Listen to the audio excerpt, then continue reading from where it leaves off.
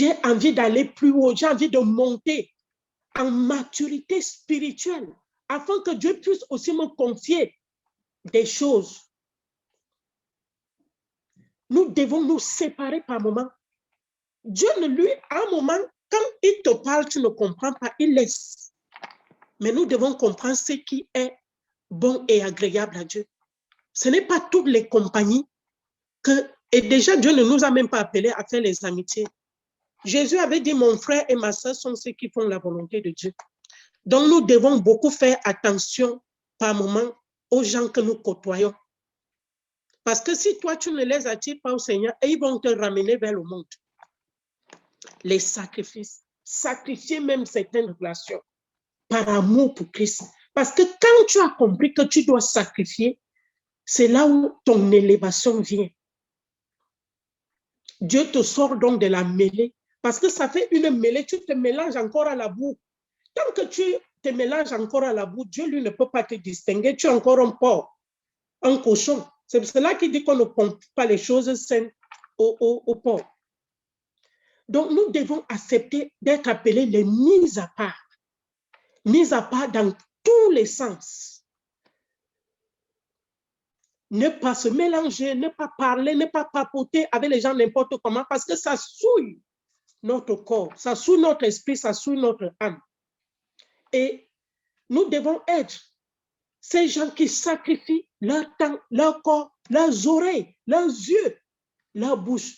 Parce que des yeux, Dieu te révèle beaucoup de choses. Tu peux être comme ça, étant assis, une vision, un flash passe devant toi. Dieu nous donne les yeux aussi pour ça. Tu es là, une voix audible te parle, parce que tes oreilles ne sont pas habituées à entendre des souillures, des saletés. Donc nous devons mettre nos corps en bride, sacrifier pour notre Seigneur Jésus-Christ. Nous allons lire quelque chose qui m'a beaucoup frappé et je partage ça avec vous vraiment de tout cœur. Allons dans Luc chapitre 22. Luc chapitre 22. Jésus a dit quelque chose de très, très pertinent là que je vais partager avec toi aujourd'hui.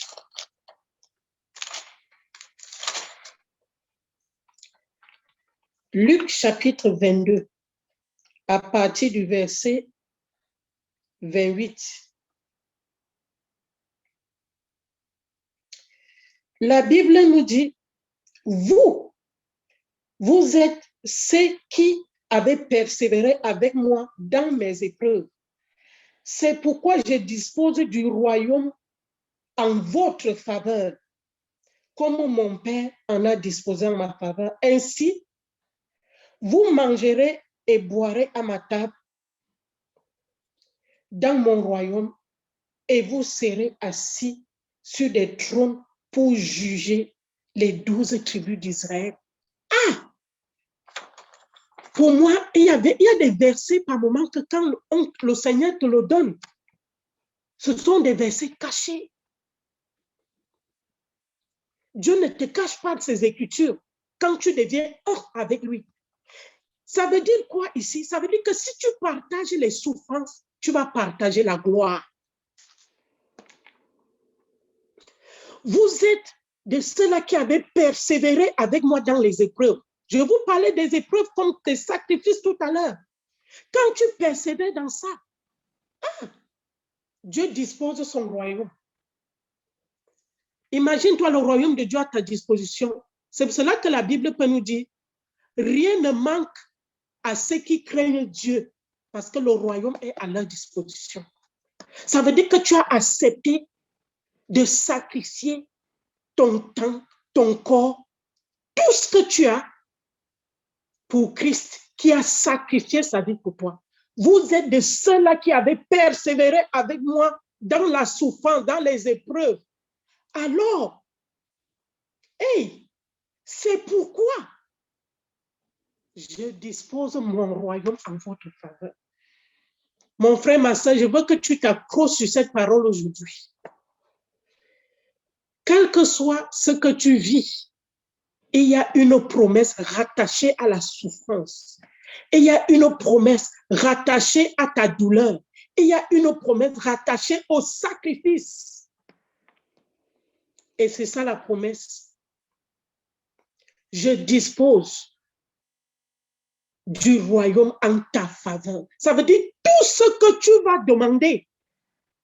Et il y a certaines personnes que quand ils ouvrent leur bouche pour prier, le ciel est ouvert. C'est ce genre de personnes. Et je veux que tu sois de cette catégorie à partir d'aujourd'hui.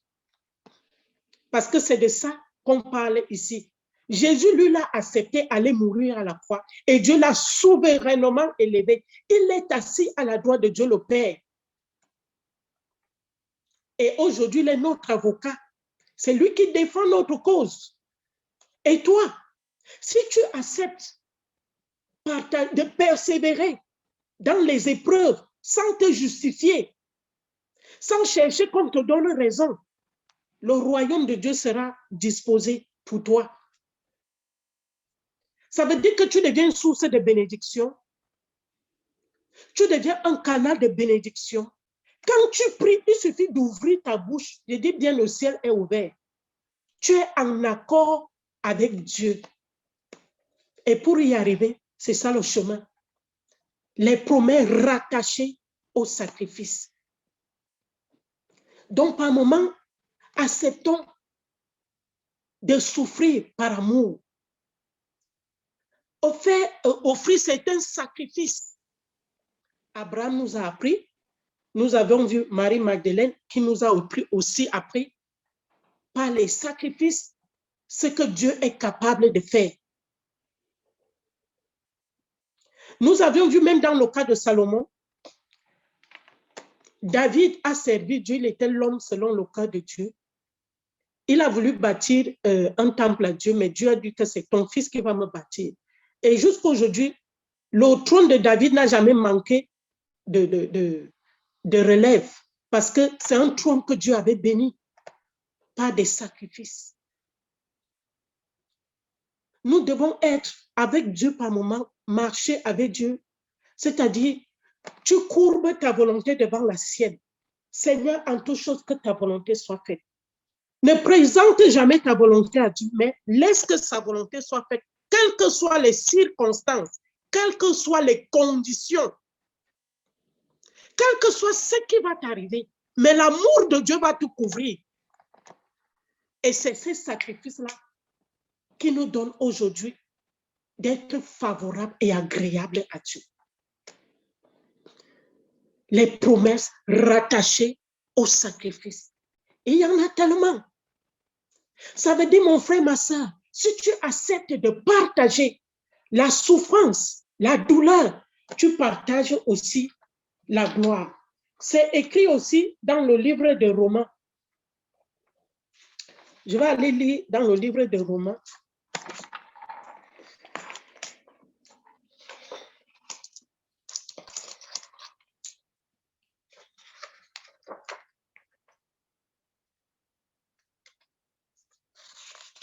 Romains 6,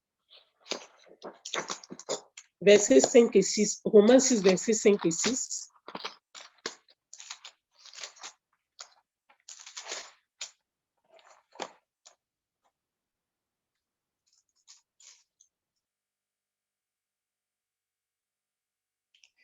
La Bible dit, en effet, si nous avons été unis à lui par une mort semblable à la sienne, nous le serons aussi par une résurrection semblable à la sienne. Nous savons que notre vieil homme a été crucifié avec lui afin que le corps du péché soit réduit à l'impuissance et qu'ainsi nous ne soyons plus esclaves du péché. En effet, celui qui est mort est libéré du péché. Donc, nous voyons aussi ici ce sacrifice, ce qui nous procure. Nous qui partageons la souffrance, nous partageons aussi la gloire avec lui. Je vais lire rapidement Romains 8, 17 que je cherchais plus tôt. Romains 8, verset 17.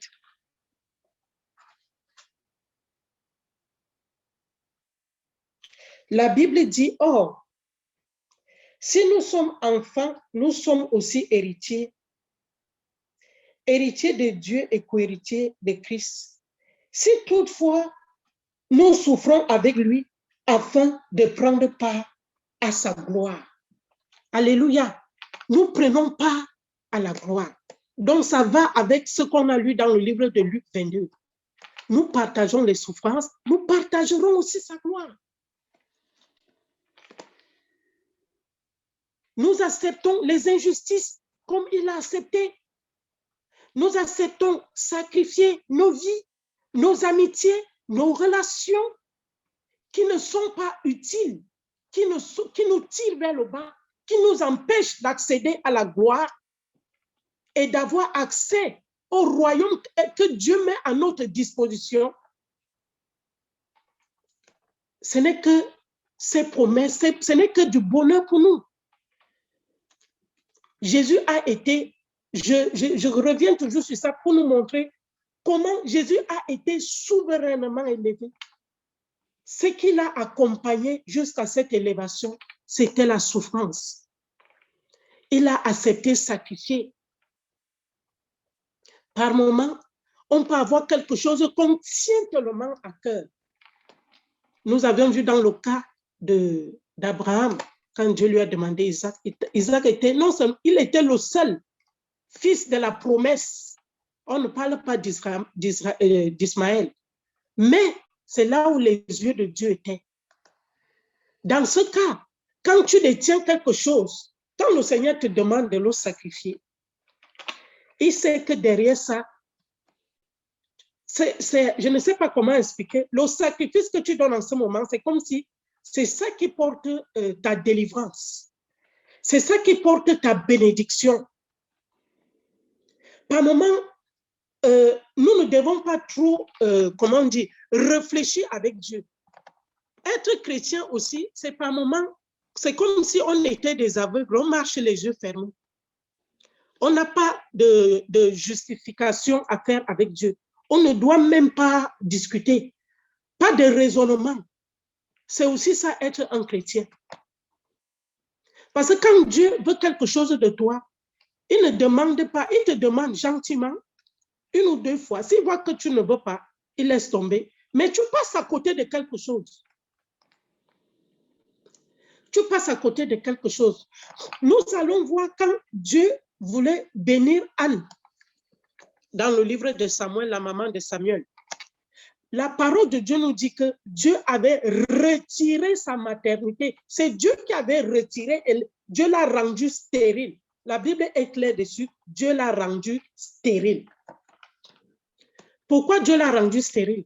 Parce qu'elle devait connaître d'abord la honte, les humiliations par sa coépouse Pénina, et qui était pénible avec elle. Dieu accepte par moment, nous amène par moment à passer par des endroits comme ça pour être bénis. La bénédiction de Dieu n'est pas gratuite. Par moment, elle est accompagnée de beaucoup de douleurs. Mais quand nous réussissons à avoir le réma, c'est là que tu comprends que derrière un sacrifice se cache une grande délivrance, une grande bénédiction. Dieu avait retiré la maternité de Anne. Dieu l'a rendue stérile. Dieu l'a rendue, Dieu est capable de rendre quelqu'un stérile. Parce qu'il savait que quand elle va le chercher de tout son cœur, la Bible nous dit qu'en ce moment-là, il n'avait pas de roi. Il manquait de roi en Israël.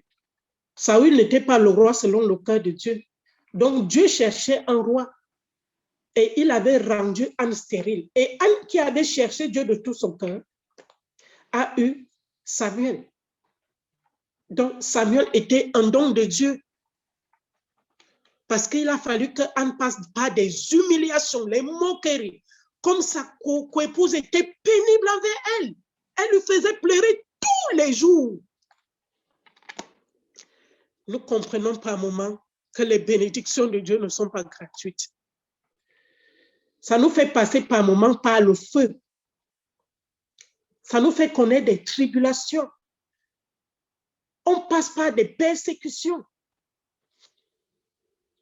Et on ne néglige jamais tout ce que Dieu fait. Et je fais un petit témoignage ici. Je me rappelle, là, il y a cela 10 jours. Bon, je ne savais pas. Vous savez, le fait que je prêche aussi aujourd'hui, pour moi, ça fait depuis que je n'ai pas prêché. J'ai dit au Seigneur, Seigneur, apprends-moi encore à prêcher parce que ça fait au moins 1 an et demi que je n'ai pas prêché. Et pour vous dire quoi, que toute étape de ta vie, il y a toujours un test. Dieu nous teste beaucoup. Hein? Ne croyez pas. Hein? Tu veux marcher avec Dieu, accepte d'être testé. Et il y a une jeune, je ne dis pas une jeune femme, il y a une femme que j'ai rencontrée dernièrement, vraiment très, très gentille et tout. Et je me rappelle le jour où j'ai préparé vraiment le message pour lui faire confesser Jésus, parce que c'est une femme du monde, elle est espagnole. Elle est beaucoup dans le monde. Elle, tout ce qui lui plaît, c'est de chercher les petits gars noirs. Elle a déjà 60 ans et tout. Et ce jour-là, j'avais préparé un message. Et ce jour-là, elle n'est pas venue chez moi. Et quand elle ne vient pas chez moi, elle part lier l'amitié avec une de mes filles spirituelles. Et ma fille spirituelle n'avait pas compris que c'était un piège. Donc, dans cette amitié-là, ils ont commencé à me calomnier, à me calomnier, à me calomnier. Un jour, dans la nuit, je reçois un message d'elle. Elle me dit, oui, tu te dis pasteur, et on m'invite quelque part, tu dis aux gens que je ne dois pas être là et tout. Je n'avais pas compris d'où ça venait. Je suis restée tranquille. Après, j'ai appelé, je lui ai fait un audio, je lui ai dit, OK, comme c'est comme ça, tu dis que c'est ma fille spirituelle qui t'a dit que j'ai dit que tu ne devais pas aller. Tu sais ce qu'on va faire parce que pour couper court, je veux que tu parles de ça devant elle. Et comme ça, j'aurai mon mot à dire. Elle a commencé à me dire, non, je peux aussi me tromper, donc je demande pardon et tout, et tout, et tout. J'ai compris, 3 fois elle a demandé pardon. J'ai dit, bon, on arrête là. On a arrêté là. Pour moi, c'était fini. Une semaine après, non, 5 jours après, je vais aller chez ma fille spirituelle là pour me faire des tresses. J'arrive là-bas, elle me dit, maman, vraiment, Maria vient faire ceci, elle vient dire cela, elle vient dire ceci, elle vient dire cela. Je lui dis, ah, mais elle m'a demandé pardon. Elle me dit, non, ce n'est pas le cas. Comme si elle n'attendait que l'occasion là, et je l'avais trouvée là-bas ce jour-là, la femme espagnole. Je vous dis, tu as vu comment le diable est énervé quand il voit un... Mais là, elle s'est mise debout, elle est venue vers moi pour me frapper. J'ai baissé ma tête, j'ai dit, tape-moi. Pour rien, hein? Ça ne s'expliquait pas. C'est là que j'ai dit que Seigneur, je sais que le diable ne m'aime pas. Moi aussi, je ne l'aime pas. Mais le Seigneur m'a donné la maîtrise ce jour. Donc, à un moment, c'est ma fille spirituelle qui est venue se mettre au milieu et dit, non, tu ne peux pas faire ça. Et quand j'ai vu qu'il y avait trop d'insultes, trop de mépris, j'ai dit à ma fille spirituelle que je sais une chose, c'est que cette maison, j'ai prié ici, j'ai consacré cette maison, mais aujourd'hui, je secoue la poussière de mes pieds. Ici, tu ne me verras plus jamais. Et je suis sortie. Elle n'a pas compris pourquoi j'ai dit ça. Donc, vous voyez que j'ai compris que si je continuais à rester au milieu d'eux, ils allaient me tirer en arrière. Et c'était un test pour moi. Et mercredi, elle vient, ma fille, parce qu'elle a vu que je ne l'appelle plus, je ne veux plus rien savoir. Elle est venue, dit, maman, je vais te parler. Je dis, viens. Elle est venue. Elle me dit, tu vois, je dis, si tu me parles encore du problème qui est passé, je t'ouvre la porte, tu sors de chez moi. Ma maison n'est pas une maison où on dispute. Ici, c'est une maison de prière. J'étais cadrée avec elle, mais vraiment radicale. Qu'est-ce qu'elle a fait? Comme elle a vu que je ne voulais pas l'écouter, elle est sortie. J'ai dit, bien. J'ai dit, je ne veux plus jamais entendre parler de cette histoire. Donc, depuis ce temps-là, je n'appelle plus. C'est-à-dire, j'ai compris qu'il y a certains... C'est une fille que j'aimais beaucoup, mais c'est un test. Dieu m'a fait passer par ce test. pour montrer si je vais suivre Dieu ou je vais la suivre. J'ai préféré suivre Dieu et la laisser avec le monde. Et là, quand elle va aller se frapper le visage contre le mur, elle va revenir. Donc, c'est un test pour moi de voir que tout ce que, quand ton temps, le temps de ta bénédiction, de ton élévation arrive aussi, Dieu va te tester. Dieu teste l'amour que tu as pour lui. Nous avions longtemps prié pour l'amour. Oh, Dieu sème l'amour. Dépose ton amour dans mon cœur. Mais si tu es encore attaché aux choses du monde, tu ne pourras pas aimer Dieu. Les choses du monde, les compagnies du monde vont te tirer en arrière et tu vas passer à côté de ta bénédiction. Nous devons faire le choix, sacrifier certaines relations, sacrifier certaines choses pour plaire à notre Dieu. Ceux qui partagent la souffrance partagent la gloire. Jésus-Christ a dit, vous êtes de ceux-là qui avaient persévéré avec moi dans la souffrance. Alors je dispose de mon royaume à votre faveur.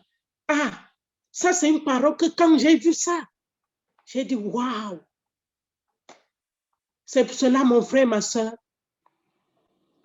c'est un petit partage, une exhortation, un encouragement ce matin que je voulais te faire pour te dire que derrière chaque sacrifice, il y a une bénédiction.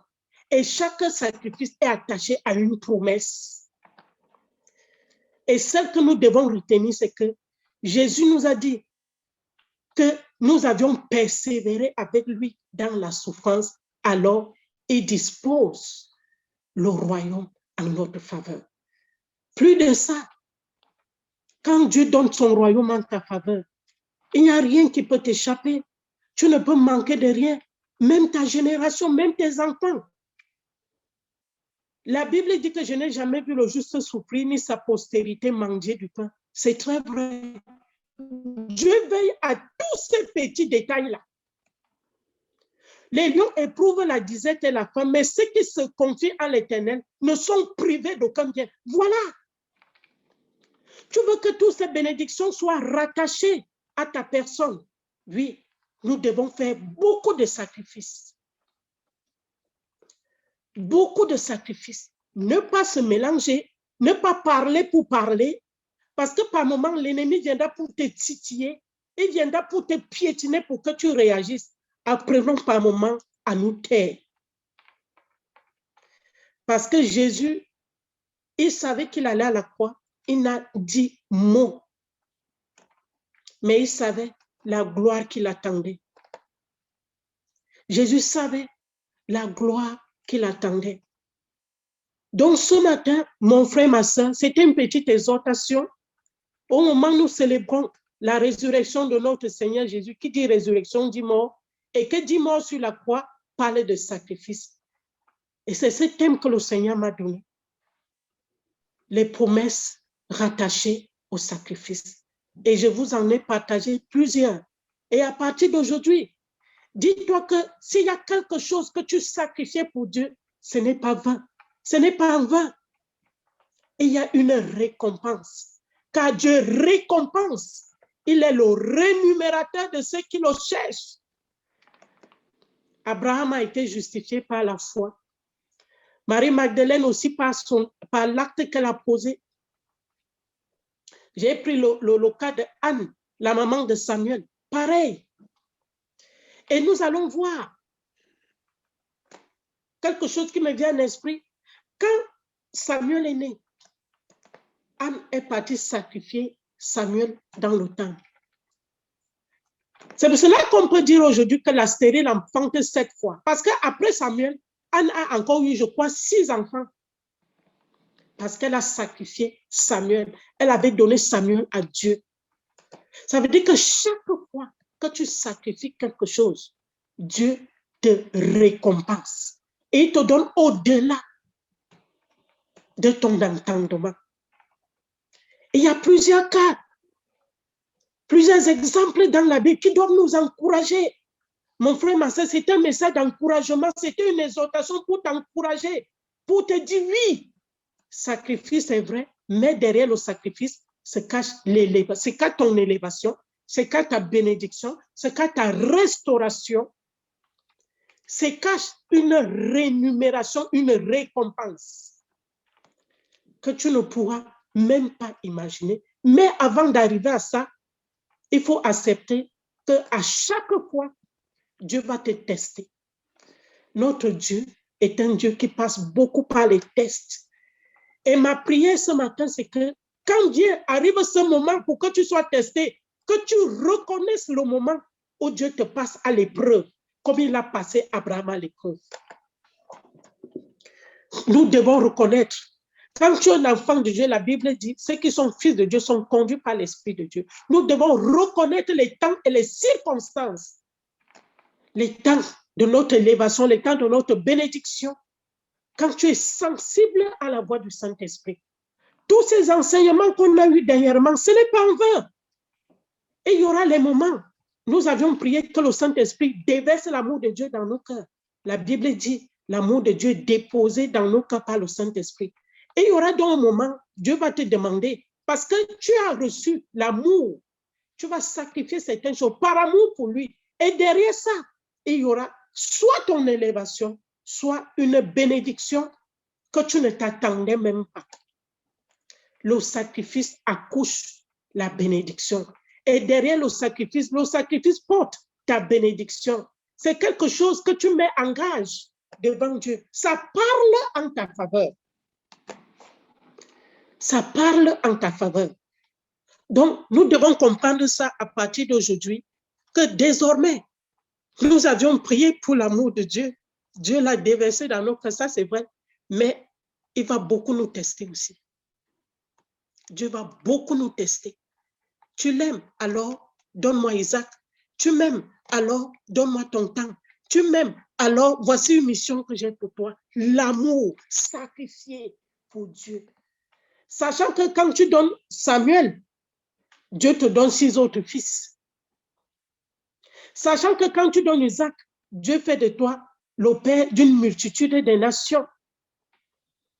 Sachant que quand tu es Jésus qui est allé à la croix, Dieu t'a élevé souverainement. Donc, c'est ça que je voulais vous dire ce matin. Que le Seigneur vous bénisse et merci encore de m'avoir écouté.